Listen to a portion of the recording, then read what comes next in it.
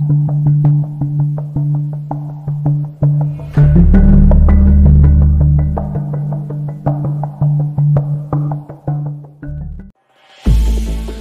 को मेरा ये प्रोग्राम भला क्यों पसंद आने लगा था, जबकि वो देख रहा था कि मेरे आगे फलों और फूलों का ढेर लगा है। जाहिर है मैंने नकदी भी वसूल की होगी, हालांकि अभी तक किसी पुजारी ने कोई पैसा नहीं चढ़ाया था।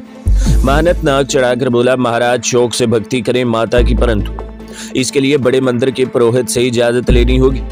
मैं जानता था कि वो झूठ बोल रहा है और मुझसे सौदा करना चाहता है। मैंने जेब से 50 रुपए का नोट निकाल कर कहा, महाराज हम विष्णु माता के भगत हैं, हमें संसार की मोह माया से कोई गर्ज नहीं। ये 50 रुपया और फल फूल हमें श्रद्धा अर्पण कर गए, ये आप रख लें। आगे से भी जो फल फूल और नकदी हमें वसूल होगी हम आपकी झोली में डाल दिया करेंगे, क्योंकि हम समझते हैं कि आप पर इसका अधिकार है। महानत 50 रुपए का नोट लेकर बेहद खुश हुआ और मेरे पास बैठकर हाथ जोड़ता हुआ बोला, महाराज आप तो बड़ी करनी वाले भगत लगते हैं कि श्रद्धा आपको इतना कुछ दे गई। आप जितने रोज जी चाहें यहाँ माता जी की भक्ति करें, मैं बड़े पुरोहित से खुद ही निमट लूंगा, आप निश्चिंत हो जाए। 50 रुपए का नोट इस लालची महानत को सीधी राह पर ले आया था। इसने मुझे एक छोटी सी कोठरी भी अलाट करने के साथ वो कंबल भी लाकर दे दिए। मुझे और क्या चाहिए था। रात 11 बजने के बाद कोठरी में आकर मैं लेट गया। सुबह मुंह अंधेरे मंदिर में भजन कीर्तन की तेज आवाजों ने जगा दिया। मैंने उठकर मुंह हाथ धोया और समाधि के चबूतरे के आगे अलाव रोशन कर दिया।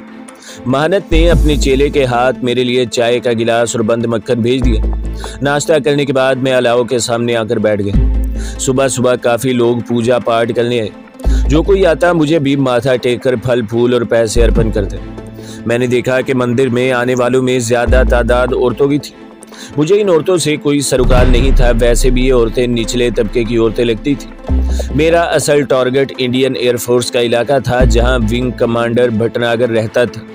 हो सकता था वो अपनी फैमिली के साथ रहता हो, लेकिन अभी तक मैंने किसी से नहीं पूछा था कि एयरफोर्स का अड्डा और इनके अमले का रिहायशी इलाका किस तरफ है। दूसरे रोज रात को मेहनत मेरे पास आया तो मैंने फल फूल और रेजगारी की शक्ल भी वसूल की। सारा नजराना इसकी खिदमत में पेश कर दिया। वो बहुत खुश था, इसकी आमदनी में इजाफा हो गया था। मैंने मेहनत से इधर उधर की बातें शुरू कर दी। हर बार हरफ मतलब जुबान पर आते आते रह जाता। दिल नहीं मानता था कि इस मेहनत से इंडियन एयरफोर्स बेस के बारे में पूछूं। आखिर मैंने यही तय किया कि सुबह शहर की गश्त पर निकलूंगा और एयरफोर्स के रिहायशी इलाके के बारे में खुद ही सुराग लगाने की कोशिश करूंगा। दूसरे रोज मैंने मेहनत से करमंडल लिया और इसे कहा कि यह हमारे भक्तों की रेत है कि हफ्ते में 2 बार विष्णु माता के दक्षिणा लेने लोगों के दरवाजों पर जाते हैं। मेहनत ने हाथ बांध कर कहा, जैसी महाराज की इच्छा। मैंने भीख मांगने वाला करमंडल हाथ में लिया और शहर के बाजारों की तरफ चल दिया। धूप निकली हुई थी, बाजारों में लोग अपने अपने काम पर आ जा रहे थे। ट्रैफिक का हल्का हल्का शोर बुलंद हुआ। मैं गुंजान बाजारों से निकलकर निस्बतन खुली आबादी में आया तो एक साइकिल रिक्शे वाले को रोक कर कहा, बच्चा हमारा एक श्रद्धालु हवाई जहाज चलाने वाली फौज में है। कहता था कि जहाँ फौज के जहाज उतरते हैं वहाँ मेरा घर है, परंतु हमको मालूम नहीं। क्या तुम हमें वहाँ ले जाओगे बच्चा? हम तुम्हें 2 रुपए देंगे किराया। हम विष्णु माता के भगत हैं, मुफ्त सवारी नहीं करते। साइकिल रिक्शा वाला हाथ बांध कर बोला, महाराज मैं तो सेवक हूँ, चलिए आपको एयरफोर्स कॉलोनी ले चलता हूँ, आपका दासी वहीं रहता होगा। मैंने मजीद तसल्ली की खातिर सवाल किया, परंतु फौज वालों के जहाज वहीं उतरते हैं ना? हाँ महाराज, वो एयरफोर्स वालों का अड्डा है, इनके बगले भी वहीं है। चल बच्चा, भगवान तेरी रक्षा करेगा। साइकिल रिक्शा मुझे लेकर एक तरफ रवाना हो गया। बहुत जल्द वो शहर की आबादी से निकलकर पहाड़ियों के दरमियान फैले हुए एक मैदानी इलाके की तरफ चल पड़ा। ये एक कुशादा पक्की सड़क थी। रास्ते में हमें एयरफोर्स की गाड़ियां आती जाती मिली तो मुझे यकीन हो गया कि मैं अपने टारगेट की तरफ ही जा रहा हूँ। ये सड़क गालिबन एयरफोर्स के हवाई अड्डे की तरफ जा रही थी, क्योंकि आगे मुझे ऊंचे नीचे वायरलेस के खंभों पर फैला हुआ तारों का जाल नजर आने लगा। इस पक्की सड़क पर कोई 2-3 फरलांग चलने के बाद बाएं जानिब छोटे छोटे खुशनुमा मगर एक जैसे बंगलों की कतारें दिखाई दी। साइकिल रिक्शा इन बंगलों की तरफ मुड़ गया। मेरे पूछने पर इसने बताया कि यही एयरफोर्स कॉलोनी है और हवाई जहाज के अफसरान बंगलों में ही रहते हैं। हरिओम बच्चा, यहाँ रुक जा, हम अपने दास के घर तक पैदल जाएंगे। मैंने जेब से 5 रुपए का नोट निकालकर रिक्शे वाले को दे दिया। वो बहुत मसरूर हुआ और हाथ जोड़कर प्रणाम करता वापस चला गया। मैंने बंगलों की कतार को गौर से देखा। इसमें कहीं कहीं सफेदे की दरख्त सुनहरी धूप में चमक रहे थे। मैंने करमंडल वाला हाथ भीख लेने के अंदाज में उठाया और दूसरे हाथ में पकड़ी माला के मनकों को फेरते हुए एयरफोर्स के बंगलों की तरफ चल दिए। ये छोटे छोटे बंगले थे और हर बंगले के सामने छोटा सा बगीचा था। गेट पर बंगले में रहने वाले का नाम और रैंक लिखा था। बंगले आमने सामने बने थे, बीच में छोटी सी सड़क थी। मैंने एक साधु की तरह यहाँ घूम फिर कर जय माता विष्णु की आवाजें लगानी शुरू कर दी। कुछ बंगलों में से बूढ़ी या अधेड़ उम्र औरतों ने निकलकर मेरे करमंडल में सूखे चावल और पैसे डाले। मैंने एक एक बंगले की नीम प्लेट पढ़ ली। ये नीम प्लेटें हिंदी में ही लिखी थी और अंग्रेजी में भी। इनमें कहीं किसी विंग कमांड भटनागर के नाम की तख्ती नहीं थी। मुझे सख्त मायूसी हुई। मैं इस ब्लॉक से निकल आया। जरा फासले पर एक पार्क था जहाँ कुछ बच्चे खेल रहे थे। इस पार्क के अकब में भी एक इसी किस्म के बंगलों वाली कॉलोनी नजर आई। मैं इस कॉलोनी में आ गया। बंगलों की कतारों के बीच वाली सड़क कच्ची थी। यहाँ से गुजरते हुए मैं किनकियों से नाम की तख्तियां पढ़ता जा रहा था। ये सब इंडियन एयरफोर्स के ऑफिसरों के बंगले थे। कतार के आखिर में एक बंगले की तख्ती पढ़कर मैं रुक गया। इस तख्ती पर विंग कमांडर के भटनागर लिखा था। मैं वहां से मुड़ गया। वापिस 3 बंगले छोड़कर एक बंगले के बाहर जय माता विष्णु देवी का जयकारा बुलाया। हमारे यहाँ तो अगर कोई फकीर आता है तो हम इसे माफ करो बाबा कहकर आगे का रास्ता दिखा देते हैं, मगर हिंदू लोग ऐसा नहीं करते। इनके दरवाजे पर कोई साधु संत आ जाए तो वो इसे कुछ न कुछ दान जरूर करते हैं। साधु संत को खाली हाथ रुखसत करना इनके यहाँ बहुत बड़ी बदशुगनी समझा जाता है। जिस बंगले के बाहर खड़े होकर मैंने विष्णु माता की आवाज लगाई थी वो किसी स्क्वाड्रन लीडर दया शंकर का बंगला था। इस वक्त दिन के 9 बज रहे थे। सब मर्द अपनी अपनी ड्यूटी पर गए हुए थे। घर में सिर्फ औरतें ही थी। मेरी आवाज पर एक दरमियानी उम्र की हिंदू औरत साड़ी संभालती हुई हाथ में चावलों से भरा कटोरा लेकर बाहर आ गई। इसके माथे पर सुर्ख बिंदिया लगी थी। मैं गेट के पास खड़ा था। बेचारी ने बड़ी अकीदत के साथ मेरे करमंडल में सूखे चावल डाले। फौजी अफसरों को क्या प्रॉब्लम हो सकते हैं इसका मुझे बखूबी अंदाजा था। ओहदे में तरक्की इन लोगों का एक मुश्तरका मसला होता है। चुनाचा मैंने हिंदू औरत के सर पर शफकत से हाथ फेर कर कहा, बेटी तेरे पति ने जो तरक्की की अर्जी दी है जल्द मंजूर हो गई, चिंता न करो। अंधेरे में चलाया हुआ तीर ठीक निशाने पर बैठा। हिंदू औरत ने झुककर मेरे चरण छू लिए। महाराज आप अंतर्यामी हैं। विष्णु माता के मंदिर में छतर चढ़ाऊंगी महाराज। मेरे लिए प्रार्थना करें, मैं आपकी बड़ी सेवा करूंगी। मैंने संस्कृत का एक श्लोक पढ़कर कहा, चिंता न करो भगवान तेरी सहायता करेंगे, तेरे पति का काम हो जाएगा। हिंदू औरत पढ़ी लिखी लग रही थी लेकिन वो तो मेरे कदमों में बिछी जा रही थी। मुझे अंदर ले जाने पर इसरार करने लगी। मेरा मकसद ये नहीं था। मेरा मकसद इसको बाहर बुलवाने से कुछ और था। चुनाचा मैंने अपने खास मकसद के तहत तीर चलाया। बच्चा लगता है ये जो आगे भटनागर साहब रहते हैं इनकी पत्नी के सारे दिल दर्द दूर हो गए हैं, सारे कष्ट कट गए हैं जब ही इसने हमें दक्षिणा नहीं दी। हिंदू औरत सहम सी गई। महाराज क्या सावित्री ने दक्षिणा नहीं दी आपको? इस बेचारी ने आपकी आवाज नहीं सुनी होगी महाराज। वो बेचारी तो बड़े कष्ट भोग रही है। इसके पेट में रसोली है, 2 ऑपरेशन करा चुकी है। जवान बेटा 3 साल से विलायत में है, कोई खत नहीं दिया इसका। वो तो अपने द्वार से किसी भक्त को खाली हाथ नहीं जाने देती। इस भोली भाली हिंदू औरत ने मुझे बहुत कुछ बता दिया था। मैंने जयकारा लगाकर कहा, विष्णु देवी तुझे सरल रखे पुत्री, फिर दर्शन देगी। वो बेचारी मेरे चरण छूती रह गई और मैं आगे बढ़ गया। कुछ दूर जाकर वापस पलटा और के भटनागर के बंगले के आगे जाकर आवाज लगाई, जय हो माता शेरावाली की जय हो। बच्चा माता के भक्तों को दक्षिणा दो। मुझे यकीन था कि यही इस विंग कमांडर भटनागर का बंगला था जिसकी तहवील में मेरा साथी था, क्योंकि इस सारी कॉलोनी में मुझे दूसरे किसी विंग कमांडर भटनागर के नाम की नीम प्लेट नजर नहीं आई थी। बंगले के बरामदे में एक दुबली पतली नाजुक अंदाम फैशन ज़दा गोरी सी कीमती साड़ी में मलबूस हिंदू औरत नमूदार हुई। उम्र 35 और 40 साल के दरमियान होगी। प्लास्टिक के छोटे से ट्रे में वो मेरे लिए सुरख सेब लाई थी। सेब मेरे करमंडल में डालकर वो हाथ जोड़कर बोली, महाराज भोजन लाओ। मैंने अपना हाथ इसके सर पर रख दिया। देवी तो बड़े कष्ट भोग रही है। वो सहमी हुई पलकें झपका कर मेरी तरफ तकने लगी। मैंने करमंडल में से सबसे छोटा सेब उठाते हुए इसकी तरफ किया और कहा, इतनी बड़ी रसोली देख रहे हैं हम तेरे पेट में, 2 बार निकल चुकी है फिर पैदा हो रही है, परंतु तू निराश न हो, तेरी रसोली भी भस्म हो जाएगी और तेरे पुत्र का सागर पार से खत भी आ जाएगा। वो अपने मुतल्लिक इतनी सारी बातें सुनकर मेरे कदमों में गिर पड़ी और आंसू इसकी आंखों से जारी हो गए। आप भगवान की अदतार हैं महाराज, आप दिलों के भेद जानते हैं, मुझे दुखियारी पर कृपा करें। मैंने इसे बाजुओं से पकड़कर उठाया और कहा, सावित्री तू परेशान क्यों होती है, हम तुम्हारे सहायता करेंगे। हम विष्णु माता के भगत हैं, विष्णु माता हमारी अरदास कभी नहीं रद्द करेगी। वो मुझे बंगले में ले जाने पर शदीद इसरार कर रही थी। मैं इसके शौक को मजीद भड़काना चाहता था। चुनाचा मैंने कहा, देवी इस वक्त हम तेरे नवास में नहीं जाएंगे, परंतु हम शाम को जरूर आएंगे और तेरे लिए विष्णु माता के भजन का कीर्तन करेंगे। ये कहकर मैं तेज तेज कदमों से आगे बढ़ गया। इस इलाके से बाहर निकलते ही मैंने रिक्शा पकड़ा और वापस अपने मंदिर की कोठरी में आ गया। दोपहर को भोजन के बाद कुछ देर आराम किया और शाम होते ही मैं विंग कमांडर के भटनागर के बंगले की तरफ रवाना हो गया। एयरफोर्स कॉलोनी से कुछ ही फासले पर मैंने रिक्शा छोड़ दी। सूरज मगरिबी पहाड़ियों की तरफ काफी झुक गया था और कॉलोनी के बंगलों पर फैली धूप का रंग सुनहरी हो रहा था। मैंने विंग कमांडर के भटनागर के बंगले के बाहर खड़े खड़े माता शेरावाली का जयकारा बुलाया तो अंदर से मिसेस भटनागर नंगे पांव भागती हुई बाहर निकले। इसके साथ इसकी जवान बेटी भी थी, जिसने जीन्स पहन रखी थी और सर के बाल कटे हुए थे। जिस्म पर नीले रंग की हल्की सी जर्सी थी। वो मुझे अंदर ड्राइंग रूम में ले गई।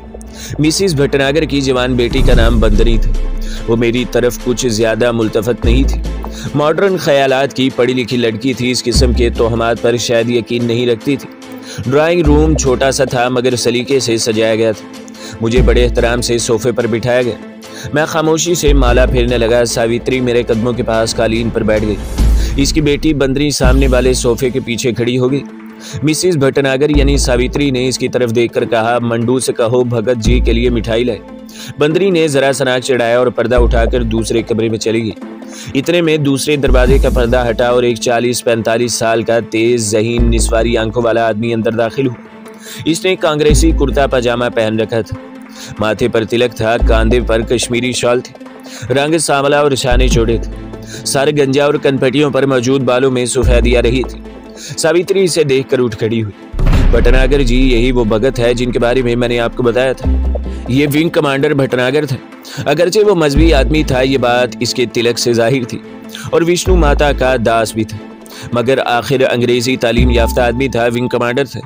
इसने कुछ ज्यादा अकीदत का इजहार न किया, बस यूं ही सरसरी तौर पर हाथ के इशारे से इसके नमस्कार के जवाब दिया और बोला, बेटे तुम्हारे घर पर मंगल और शनिचर का असर हो गया है।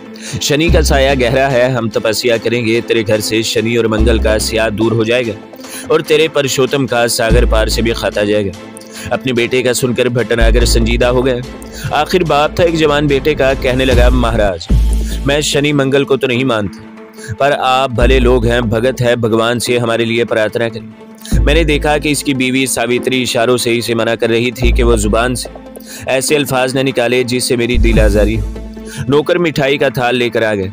सावित्री ने खुद मिठाई मेरे आगे रखी। मैंने बर्फी का एक टुकड़ा उठाकर सावित्री के खामद विंग कमांडर भटनागर की तरफ बढ़ाया। बच्चा इसे खा जा, भगवान भला करेगा। वो कुछ हिचकिचाया मगर अपनी बीवी के इशारे पर बर्फी लेकर खाने लगा। दूसरा टुकड़ा मैंने इसकी बेटी बंदनी को दिया। इसने दूर ही से हाथ हिलाकर कहा, नहीं नहीं महाराज, धन्यवाद, मैं मीठा नहीं खाती। सावित्री ने इसे भी डांटा तो इसने भी बर्फी का टुकड़ा ले लिया मगर खाया नहीं। इसे लेकर दूसरे कमरे में चली गई, जहां जाकर जाहिर है इसने फेंक दिया होगा। विंग कमांडर भटनागर भी कुछ बेजार सा होकर उठा और बोला, सावित्री, मैं जरा सैर करने जा रहा हूँ। वो ड्राइंग रूम से निकल गया और मैं और सावित्री अकेले रह गए। मुझे विंग कमांडर भटनागर पर असर डालने की अशद जरूरत थी। सावित्री का मेरे कदमों में बिच जाने से कोई फायदा नहीं था। बात विंग कमांडर को कायल करने की थी, मगर सबसे पहले मैं इस बात की तस्दीक करना चाहता था कि क्या ये वही कमांडर भटनागर है जिसने मेरे साथी कमांडो को कैद में डाल रखा है। इस सिलसिले में इसकी बीवी सावित्री मुझे किसी हद तक मालूमात बहम पहुंचा सकती थी। सावित्री मेरे करीब कालीन पर बैठी थी। मैंने माला का जाप करते हुए इसके सर पर हाथ रखा तो इसने अपना उदास मगर बेहद दिलकश नर्मो नाजुक चेहरा उठाकर मेरी तरफ बड़ी आजीज़ से देखा। मैंने कहा, सावित्री, तुम देवी हो, विष्णु माता तुमसे बहुत खुश है, बहुत प्रसन्न है, पर तेरे पति देव से कोई ऐसा पाप हो गया है कि जिससे शनि और मंगल देवता इस घर से नाराज हो गए। सावित्री ने हाथ जोड़कर कहा, महाराज, मेरे पति देव तो बड़े महान पुरुष हैं, रोज उठकर भगवान की मूर्ति के आगे माथा टेकते हैं, दान भी करते हैं, अपने कर्मचारियों से भी अच्छा सलूक करते हैं। मैंने आंखें बंद करके कहा, सावित्री, तेरे पति देव का मत्था देखकर मुझे ज्ञान हुआ है कि वो अपने दफ्तर में किसी पुरुष पर जुल्म कर रहा है जिसका पाप तुम पर पड़ रहा है। सावित्री मेरे चेहरे पर नजरें जमाए किसी गहरी सोच में गुम हो गई।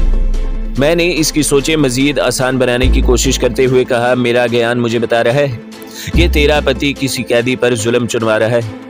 सावित्री फौरन बोली, महाराज, आप सचमुच दिलों के भेद जानते हैं। मेरे पति देव कल दफ्तर से घर आए तो इनकी वर्दी पर खून के छोटे छोटे धब्बे पड़े थे।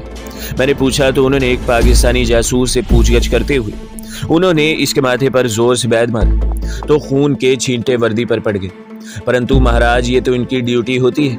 मैंने सावित्री के सर पर एक बार फिर हाथ फेरते हुए कहा, पुत्री, चाहे ड्यूटी हो क्यों ना हो और चाहे वो शख्स कोई दुश्मन हो क्यों ना हो, पर भगवान के सामने सब इंसान बराबर है। तेरे पति ने एक जीव आत्मा पर जुल्म किया है, इसलिए मंगल और शनि तुमसे नाराज हो गए।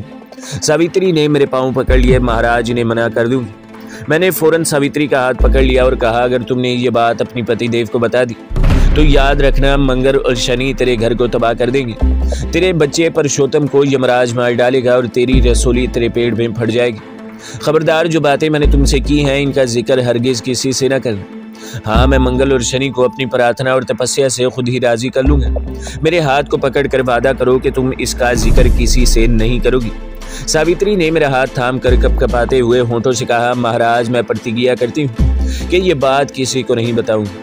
शाबाश, मैंने सावित्री के कांधे पर हाथ रखकर कहा, बच्ची, ये देवी देवताओं के मामले, ये इनके राज हैं। हमने ये भेद खोल दिए तो हम बर्बाद कर दिए जाएंगे, हम पर इनका श्राप नाजिल होगा। सावित्री ने मेरे पांव पकड़कर कहा, महाराज, मेरे घर को बर्बादी से बचा ले, मेरा परशोत्तम वापस घर आ जाए, मेरी बीमारी दूर हो जाए। मैंने मिठाई का टुकड़ा इस हसीन और दिलकश हिंदू औरत के मुंह में डालकर कहा, मुंह मीठा करो, भगवान तेरी अरदास स्वीकार कर लेंगे। ये सुनकर सावित्री के चेहरे पर इत्मीनान सा उभर आए।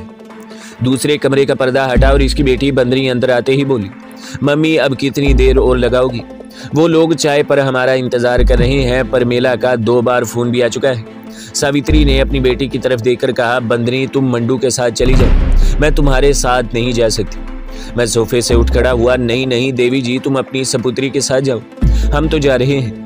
सावित्री मुझे नहीं जाने दे रही थी, लेकिन अब मेरा वहाँ फिलहाल कोई काम नहीं था। मैंने एक रोज बाद शाम को फिर आने का वादा किया और कहा, परसों शाम को आकर मैं विष्णु माता की मूर्ति के आगे कीर्तन करूंगा, फिर सब कष्ट दूर हो जाएंगे, सब कष्ट दूर हो जाएंगे। मैं ड्राइंग रूम से निकलकर सावित्री बेचारी मेरे पीछे पीछे दौड़ती गेट तक आई। मैंने आहिस्ता से मगर बड़ी जलाली आवाज में कहा, सावित्री, जो बातें हमारे दरमियान हुई हैं किसी दूसरे को न बताना। सावित्री हाथ बांध कर बोली, कभी नहीं बताऊंगी महाराज।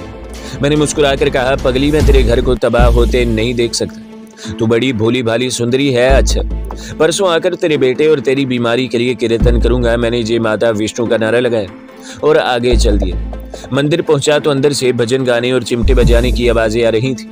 मेरे स्थान पर मेरे अकीदतमंदों ने अलाव रोशन कर रखा था। मुझे आता देखकर ये लोग अदब से एक तरफ हाथ बांधे खड़े हो गए। रात 11 बज रहे थे, ये सब लोग चले गए।